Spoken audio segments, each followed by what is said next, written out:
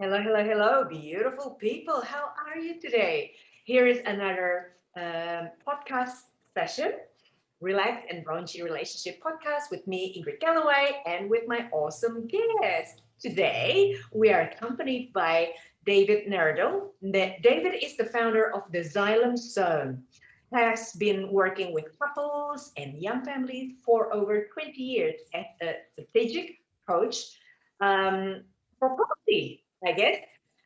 So he works nationally to help them get their own home or first investment property, even if they have limited savings. Ooh, I'm curious to find out, tips about uh, dealing with property later from him.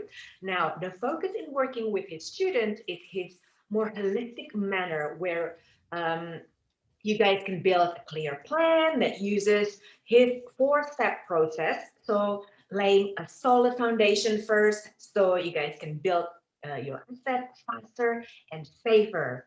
Having used property and business as the key vehicle himself, he has learned the how to do, think more effectively, and teach others how to avoid the key pitfalls.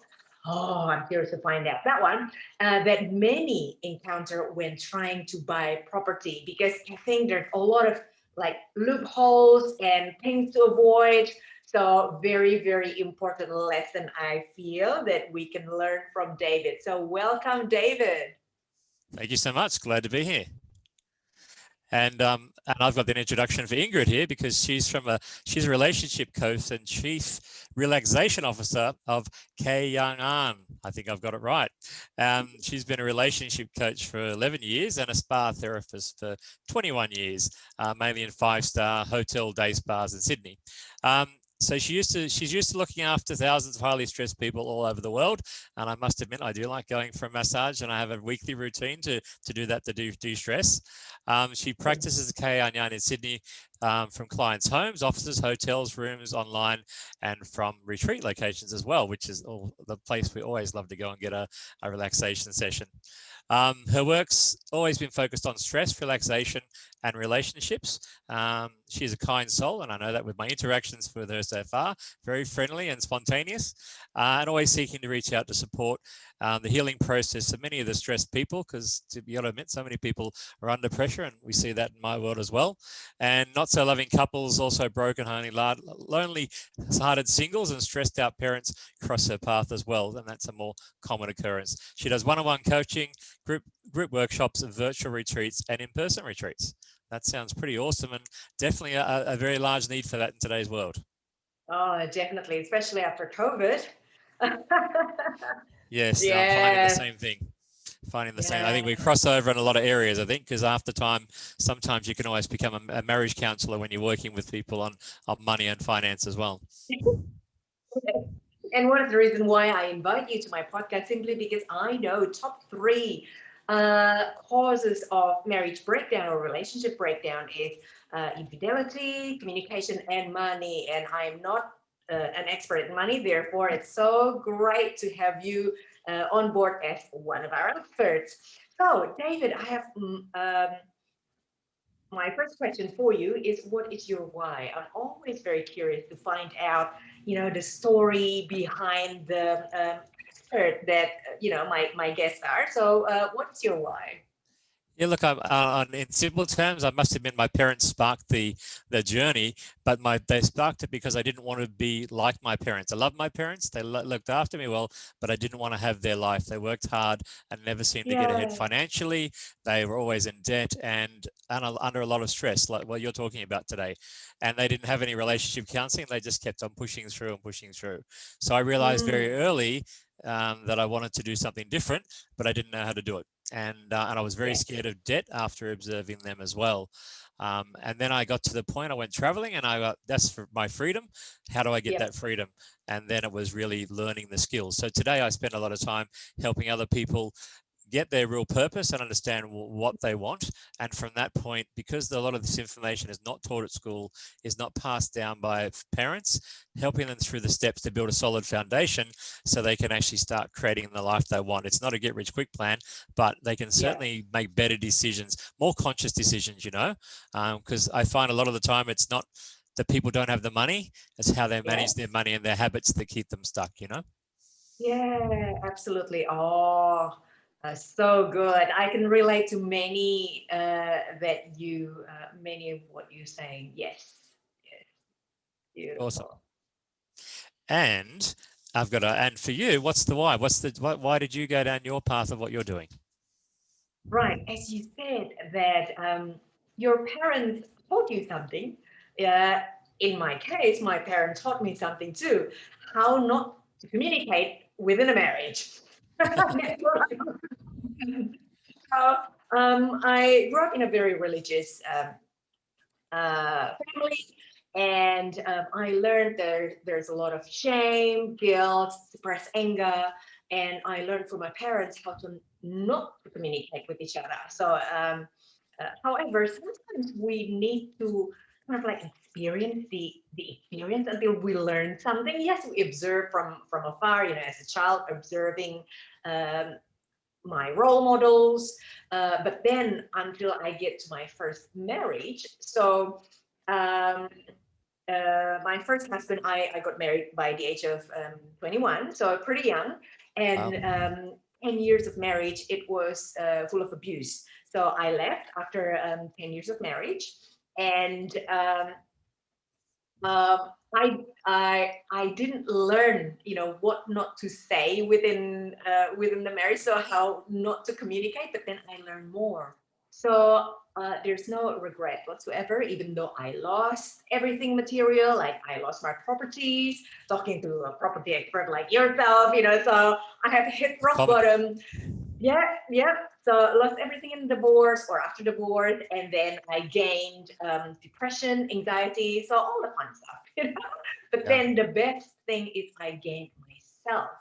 I really gained myself, and that's the most important ingredient because uh, to be true to myself, to be able to be true to myself, and not with someone else that really want to change me to who I was not, you know. I'm free and I can rebuild everything from zero. Not a problem. As long as I got me.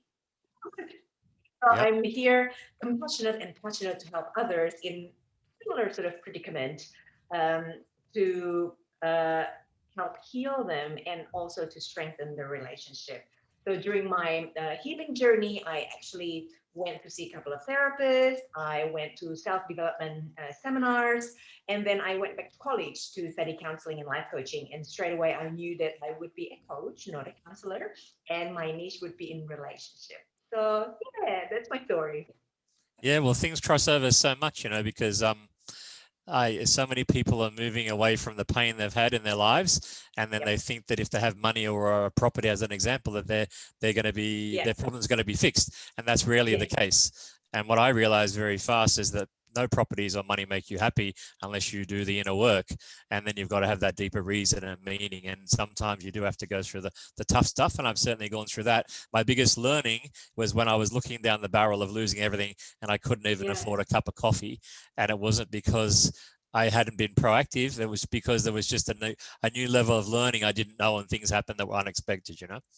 So, Yeah. It's like peeling, it's like the onion, isn't it? Like peeling the layer of the onion. It's just new level of challenge coming because we have overcome this other challenge that we yep, just recently tackled. And then here comes another one. yep.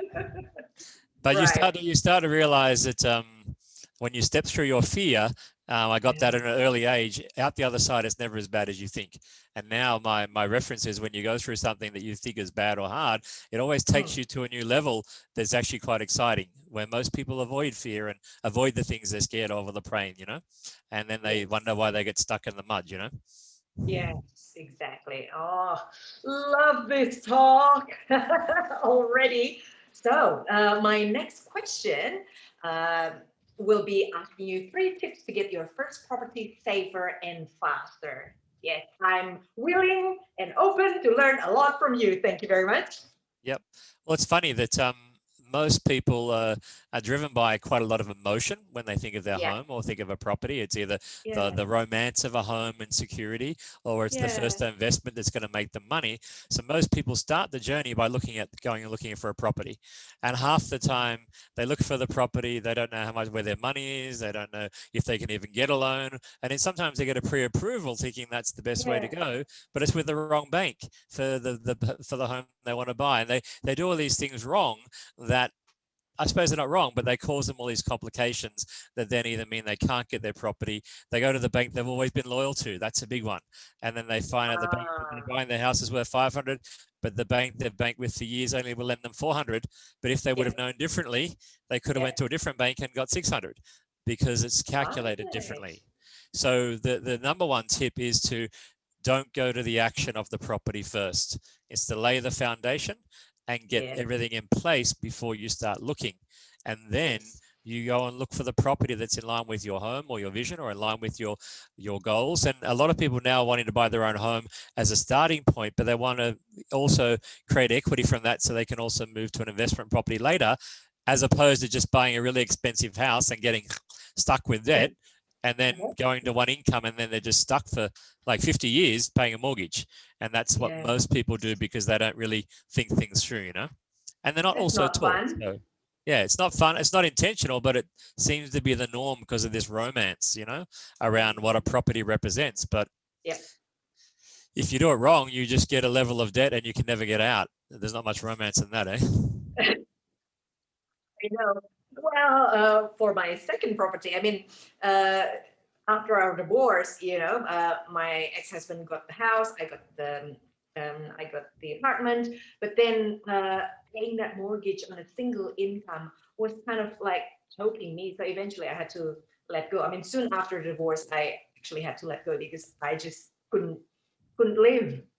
Yes, yes, there was Yeah. not fun. There was not fun at all during that time. So my close friends actually said, Ingrid, do you really want to live like this? I mean, they could see that I was suffering. So Oh, therefore yeah. I let go. Yeah, yeah, So the second tip's kind of also related then to money. And one of the funny things I find is that people think they can't buy a house because they don't have enough money. But half the time when I look at their situation, they do have the money. It's just how they spend their money, or they don't know where their money is, or they're not in control of their money. Or as a couple, they don't work together. I spoke to a lady only an hour ago, and the woman manages the money and saves it, and then the husband goes off and spends it.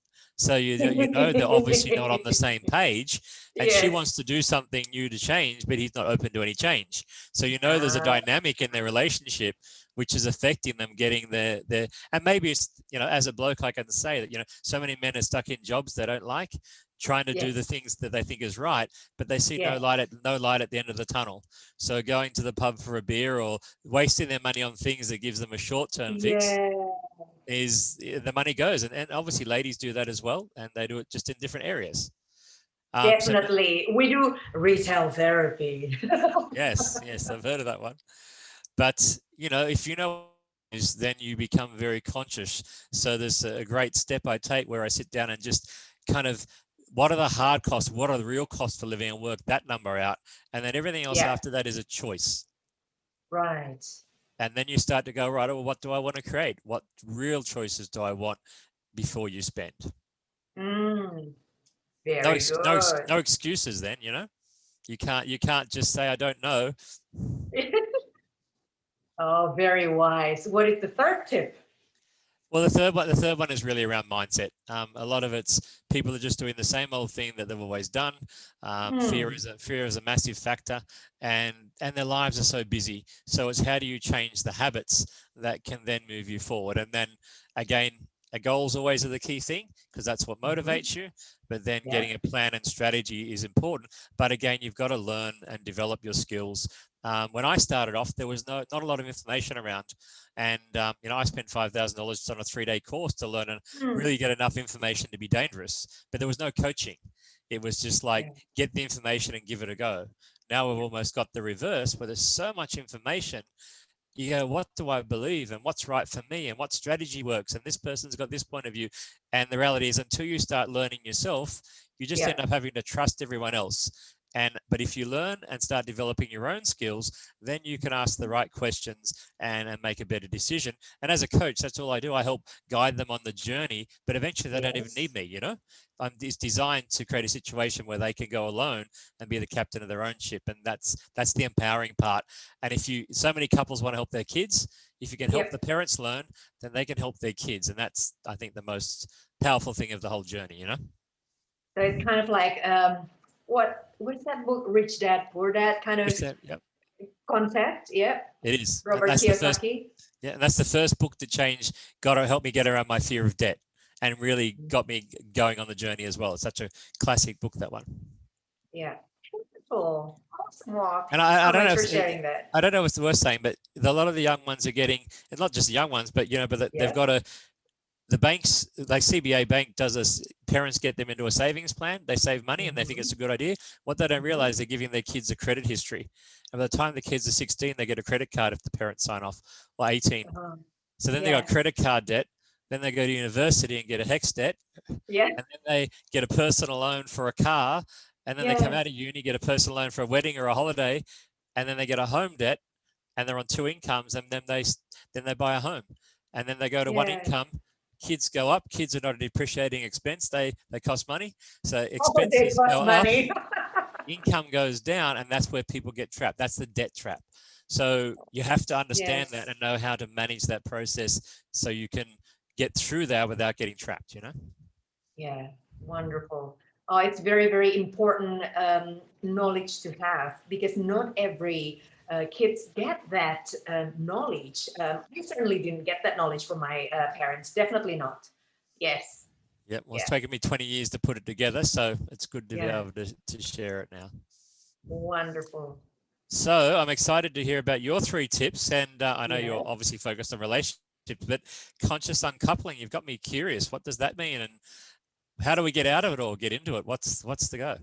Yeah. So last podcast, I actually shared 3 tips on laying the solid foundation for marriage or long-term relationship. So now I go to the flip end, you know, when relationships just couldn't work somehow, whether it's because of domestic violence or differences in values that they just can't see to compromise with each other, to create a win-win outcome for everyone. So I definitely suggest, if you need to separate, do this conscious uncoupling thing. So because number one, typically children from divorce or separated families have a lot higher tendencies on drug or alcohol abuse or some kind of addiction, right? And issues as well. So they either can't trust men or they can't trust women, right? So therefore, you need to minimize fighting in front of them. If within the marriage or within the union you have been fighting a lot, try at the end of your relationship, minimize fighting. So it doesn't create a lot of trauma for them, especially when they're younger. But don't underestimate the age also. You know, if you think that, oh, when my kids are very young, I need to be careful. When my kids are already teenager or older, you know, they will understand. No, it can bring trauma to them as well. So be careful. Do it in a civil manner as much as possible. And you will also reduce court money to waste in court if you don't go to family court, because family court can last so long and also cost so much money. So if you can do it in a civil manner, you know, you can negotiate with the help of either a mediator or a family lawyer to consciously uncoupling. That will be a lot better for you.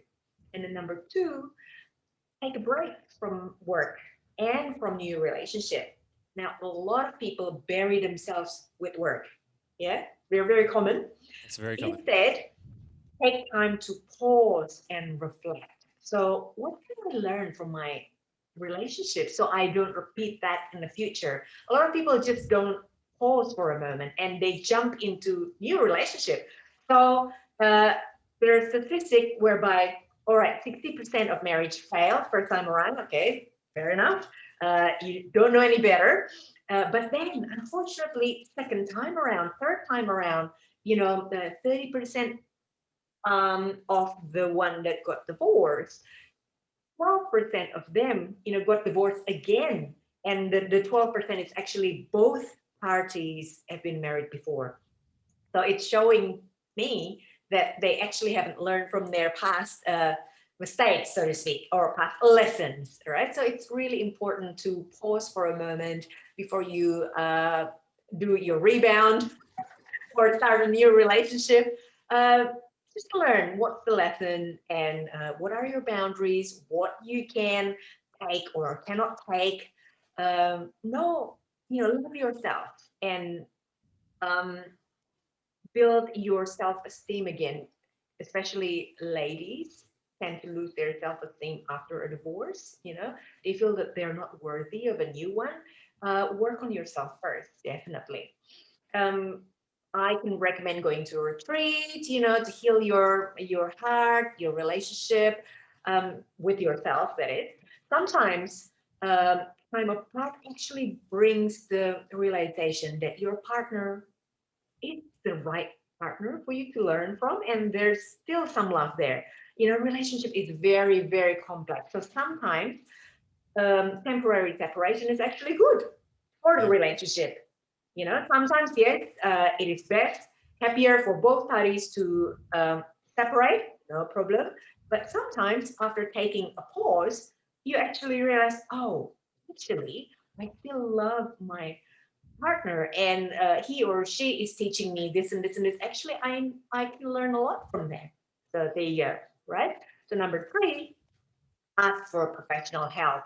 May it be a mediator or a strategic coaching property such as yourself, or a relationship coach such as myself, to help mediate any issues and help to communicate and plan better. I mean, you've been telling me about um, a plan or some sort of knowledge to know what pitfalls are. So yeah, learn from the expert how to communicate, plan better with each other, and to provide mental, emotional support. Because really, we are not an expert in everything. Sometimes we just don't know what we're doing. So it's really helpful to ask for professional help.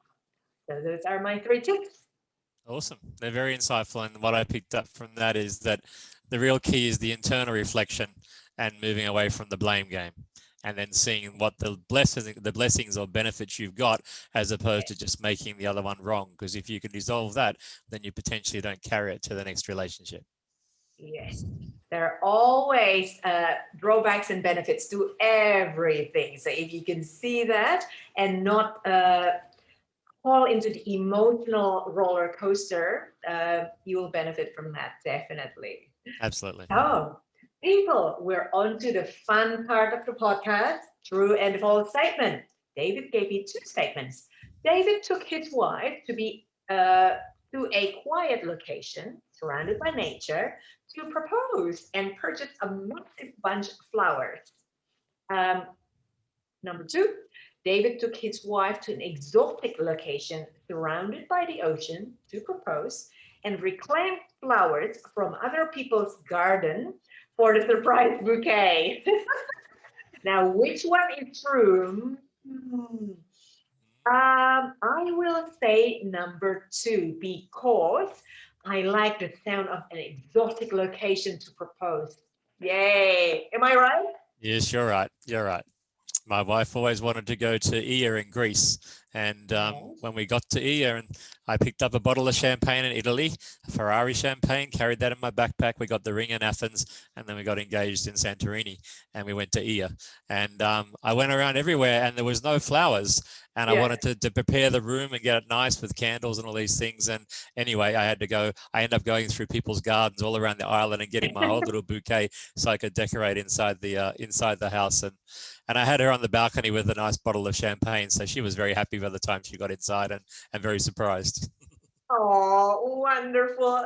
I love romantic stories.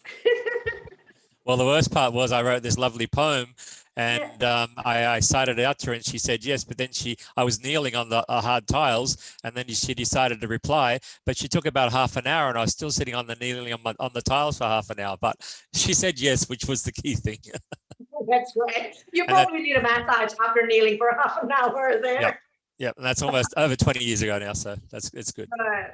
That's good. So long-lasting marriage. Love that.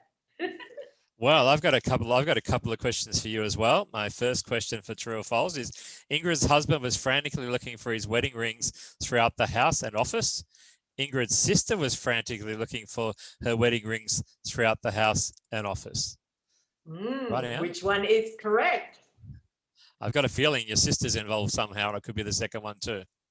Right. You are incorrect. Wow, there we go. Yeah. I am the only child, so I don't have a sister. Oh, there we go. There we go. You tricked me with that one. We have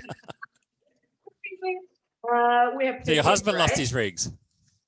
I know. Suddenly, my husband lost his rings, and he was looking everywhere. He, looked everywhere in the house, and then eventually he got to the office. He asked everyone around him in the office, "Did you see my wedding rings?" And no, they said, "No, I haven't seen those." And guess what? One day, I found the wedding rings in the Rara house. Can I show you the Rara house? Yes. This is the All Rara right. house. There we go.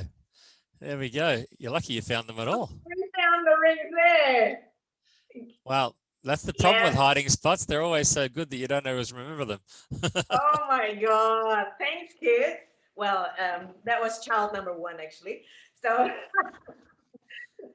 she's 11 now. So she obviously didn't remember that. But, kids, what can we do? So poor daddy. Yeah, a little bit of stress. I know. Oh, much stress. For days, he was looking for days. So there you go. In the Rara house, we found the ring. Awesome. And I've seen him on Facebook there, so I know you're still happily eating a lot of food normally when I see photos of you on Facebook. Oh, I love food. Can't help myself. Yep. And I can't we've been argue with that. married for 12 years now. So yeah, still happily married. Husband Awesome. number two. Hopefully I don't have to look for husband number three, right? No. And I hear you've just got your, you mentioned you lost your assets in the first one, Yeah. but you've just got a new property yourself. Woo-hoo, we are building. Awesome. Oh yes, very, very excited about that. So our first house together. Wonderful. Awesome. Oh, Hopefully well not the deserved. last also. No, it Thank won't be. you. Thank you. Oh, my last question to you is, what do you do to either relax or add raunchiness into your relationship? Well, to be honest, to relax, I probably go out into nature and spend time by myself, and and take photos and look at bird life. I'm a bit of an ornithologist. I love nature, but that gives my wife time to have time to herself, and then do the things that she loves and is passionate about. So then when we come back together, that creates the energy and the spontaneity. So it's actually sometimes not being together that actually creates that energy, because we have the space to allow each other to also do the things that we love, as well as spend the time together in the areas that we're kind of focused on as a couple. Yes. Oh, very, very good. As I mentioned earlier, sometimes temporary separation is a good thing for the relationship. Yeah. In your case, temporary is very, very short to allow solitude for each other. Yeah. And so what about you? Wonderful. What do you do for fun and to bring that level of sizzle back into your relationship? Well, we like to communicate, so we like to check in regularly. Yeah, so we have once a week date night or date day if we can't make the night.